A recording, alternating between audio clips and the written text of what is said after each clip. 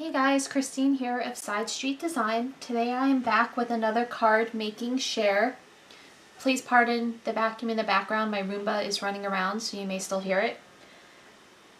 It's just after Thanksgiving, so it's time for the card making season. And so what I like to do for when I mail out my cards is I try to do batches of a similar pattern. So I have about 24 cards to mail out. So I'm going to make 4 different sets of cards in sets of 6. And the first card I want to make is, I was at Stamp Fest in June or July in Orlando, and I found this really cute stamp that was a cat that says, "I knocked down the Christmas tree." So I thought, well, he's going to have to go on a Christmas card this year. So the batch I'm going to make today are a set of 4.5 by 6.5 white cards. I buy these in packs of 50 at Hobby Lobby.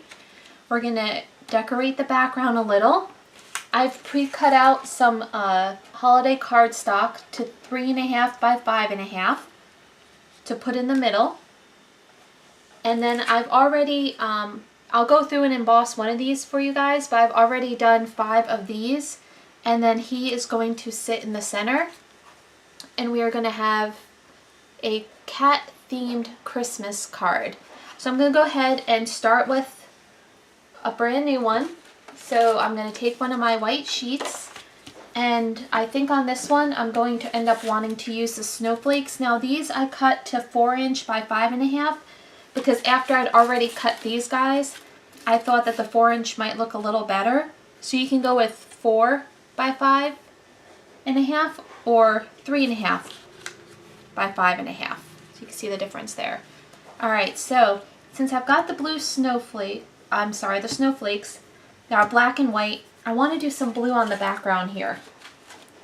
So I think what I'm going to do is I'm going to take one of my stencils that I just had. I've got this kind of new gingham pattern. And I'm just going to take some of my Distress Oxide and do a little bit of blue background on this one. And this is the Broken China. So let's see how this turns out. This is a brand new stencil, and this one is called Argyle. It's part of the Tim Holtz layering collection. So I'm just gonna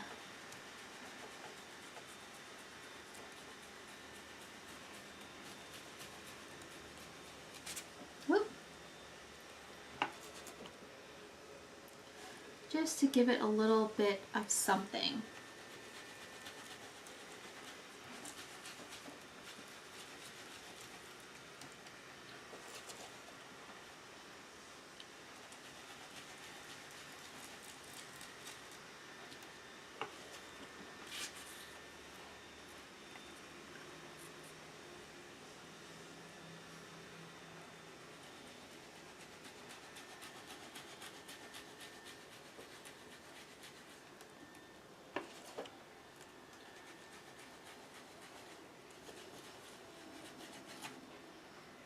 Okay, so there is my pretty blue background.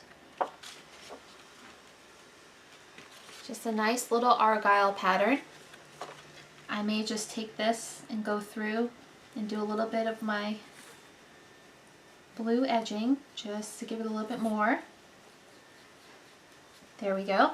Now I'm going to make sure that I take a baby wipe and clean this off because I tend not to do that soon enough, and then I end up transferring the blue everywhere.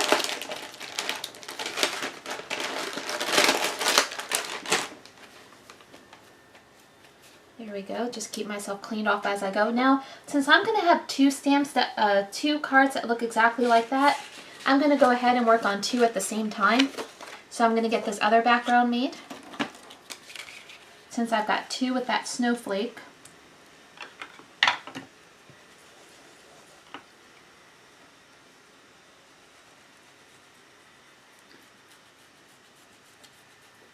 And I kind of see where the seam is of the card, and I try to go down and cover that first so I'm not going on to the back.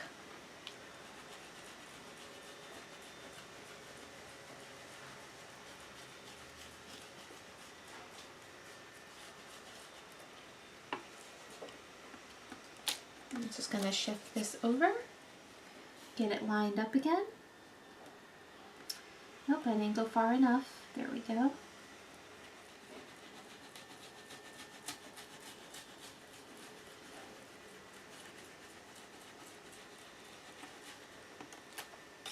Then I'm going to do my edging.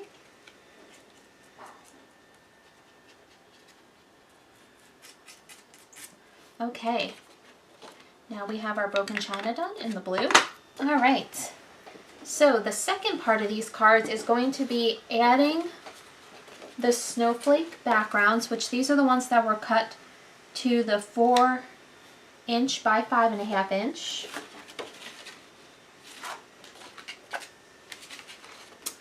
And we're going to want to tie these in a bit. So I'm going to actually take the Distress Oxide back out. What I actually want to do is distress the edges a little. So I got my little Tim Holtz edging tool. I'm just going to go through and distress these edges a little bit, make them a little rough. Oh, this is my second year of making Christmas cards. Last year I handmade all the cards using Tim Holtz ephemera. So this year I'm trying to find a little bit easier way to do it, of batching, rather than making every single one extremely unique, which I'll do a few videos of those as well. Now I'm just gonna bring that blue in on the roughed up edge.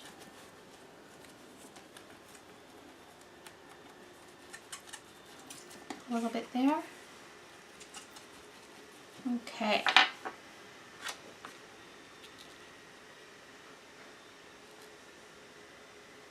And I'm going to get this put down using some sticky thumb dots so it stands off just a little bit. You don't want to make these too tall because the post, I think 1/4 of an inch is the thickest you can have before they start charging extra. I want to reinforce the center a little bit because I'm going to have the kitty stamp on here.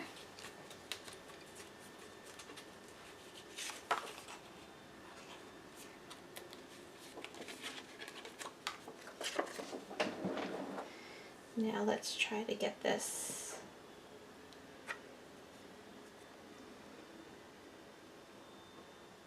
nice and centered, just like that. There we go. So there's the first layer of our card. Going to do the same for the other one. And I just wiped it through all the blue. Oh, and you know what? I didn't rough up my edges. I didn't add the blue yet. So let's do that real quick. All in nicely. Now I'll finish putting my sticky dots.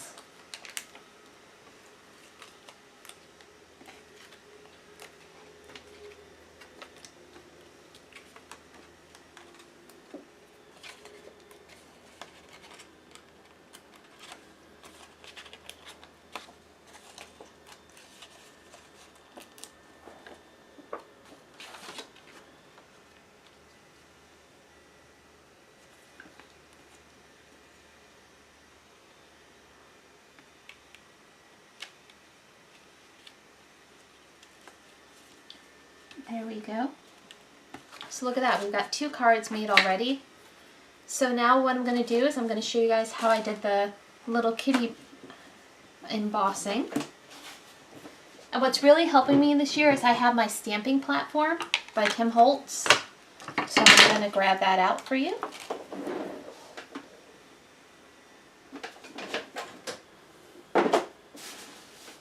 Okay. So now the stamp I have is a rubber stamp, and this comes from Technique Junkies is the name of the company. I had a piece of paper just in place because I've been in, oop, I made the magnets go together, guys, and I can't get them unstuck. Ugh, there we go. All right, so what I did was I took some watercolor paper, and the stamp is about 2.5 inch by 2.5 inch, so I made sure I cut down my watercolor paper, I'm sorry, my mixed media heavy stock paper to 3 inch by 3 inch. And I have my VersaMark. This is a watermark embossing stamp pad. So I'm just gonna get my kitty inked up good and do one press. I'm gonna come back and do a second press to be safe.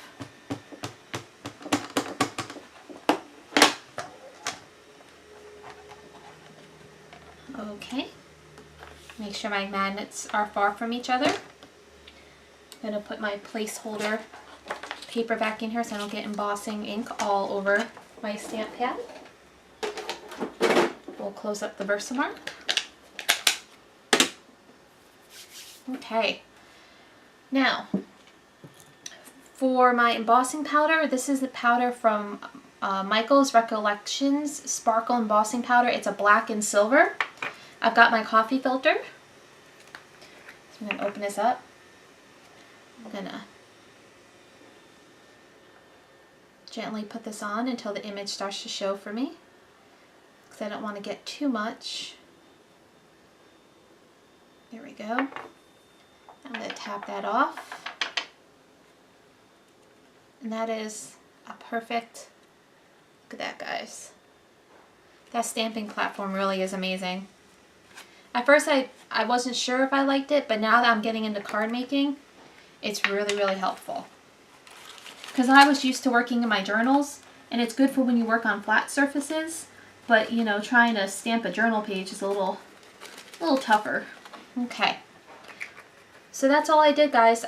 I embossed, and I just made 6 of them, and I did the rest so that you didn't have to watch me sit and do 6 of them.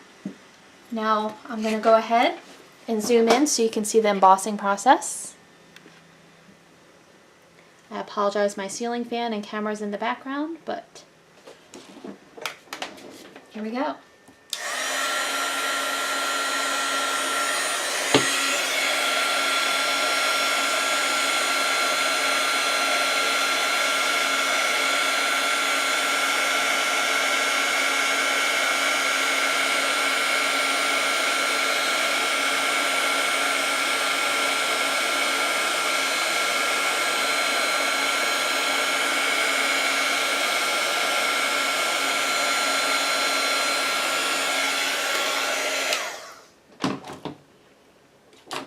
Just as simple as that, guys. He's got a little shimmer for Christmas.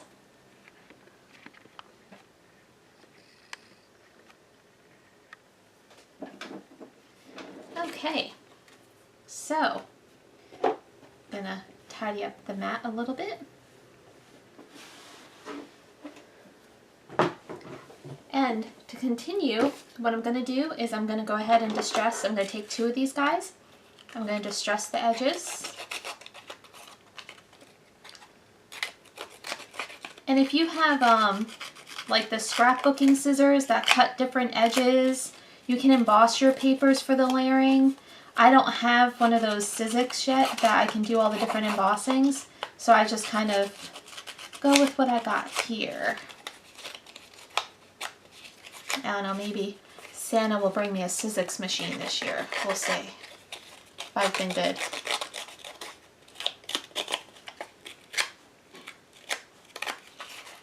The kitties. Keep it all consistent.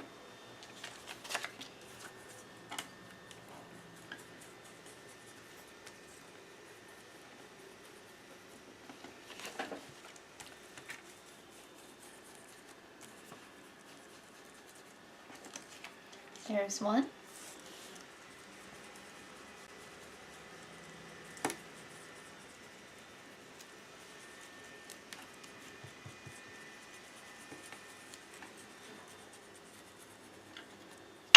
There's 2. Okay.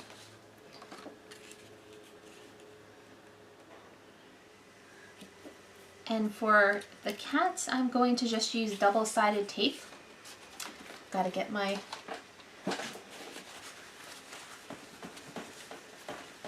it's important to keep this cleaned off because I'm gonna end up with glue where I don't want it. Okay, so I just have some, I think this is 1/4 inch double-sided tape. I'm going to stick on the back here. Because like I said, with mailing, I don't want these to get too tall. I'm just going to put a piece here. You guys can hear my Roombas coming back.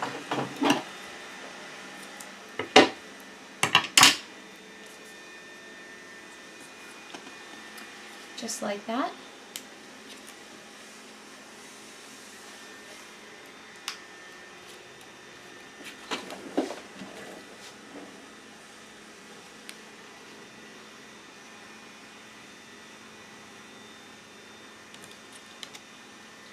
Get that pressed down. And there is the first Christmas card, guys. A cute, I knocked down the Christmas tree. So what I'll do from here is I'm going to do the same thing with a bunch of different backgrounds and colors. So I'm just going to fast forward through it so you can see how all 6 turn out. But I think that came out pretty good, guys.